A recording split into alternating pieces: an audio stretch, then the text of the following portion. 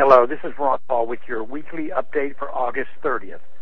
Amid much fanfare last week, the last supposed combat troops left Iraq as the administration touted the beginning of the end of the Iraq War and a change in the role of the United States in that country.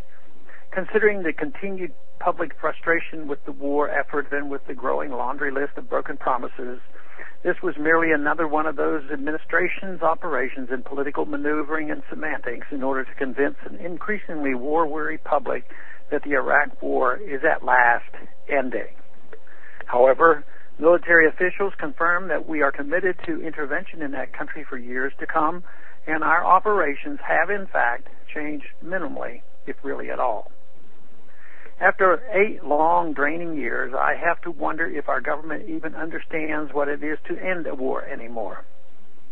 The end of a war to most people means all the troops come home out of harm's way. It means we stop killing people and getting killed. It means we stop sending troops and armed personnel over and draining our treasury for military operations in that foreign land.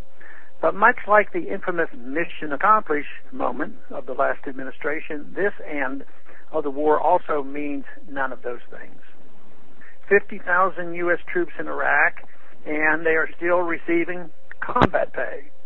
One soldier was killed in Basra just last Sunday after the supposed end of combat operations, and the same day 5,000 men and women of the 3rd Armored Cavalry Division at Fort Hood were deployed to Iraq. Their mission will be anything but desk duty. Among other things, they will accompany the Iraqi military on dangerous patrols, continue to be involved in the hunt for terrorists, and provide air support for the Iraqi military. They should be receiving combat pay because they will be serving a combat role. Of course, the number of private contractors who perform many of the same roles as troops, but for a lot more money, is expected to double. So this is a funny way of ending combat operations in Iraq. We are still meddling in their affairs, and we are still putting our men and women in danger, and we are still spending money we don't have. This looks more like an escalation than a drawdown to me.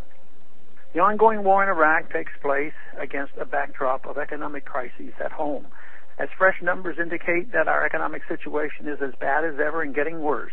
Our foreign policy is based on the illusion that we are actually paying for it. What we are doing is borrowing and printing the money to maintain our presence overseas.